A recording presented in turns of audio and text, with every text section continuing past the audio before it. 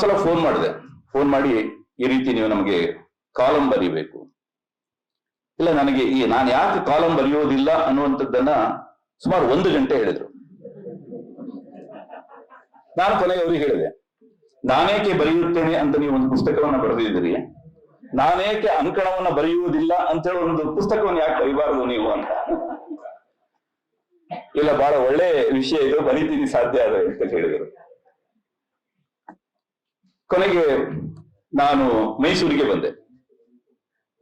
ಮೈಸೂರಿಗೆ ಬಂದು, ನೀವೊಂದು ಅಂಕಣವನ್ನ ಬರೀಲೇಬೇಕು ಭೈರಪ್ಪನವ್ರೆ, ನನ್ನ ಒಂದು ಆಸೆ ಅದು. ಇಲ್ಲ, ನಾನು ಕಾದಂಬರಿ ಪ್ರಕಾರಕ್ಕೆ ನಾನು ಒಗ್ಗಿಕೊಂಡವನು, ನಾನು ಅಂಕಣ ಪ್ರಕಾರಕ್ಕೆ ನನ್ನಿಂದ ಸಾಧ್ಯ ಇಲ್ಲ. ಮತ್ತು ನಾನು ಏನೇ ಬರೆದ್ರೂ ಕೂಡ ನಾನು ಅಧ್ಯಯನವನ್ನು ಮಾಡದೆ ನಾನು ಬರೀಲಿಕ್ಕಾಗಲ್ಲ.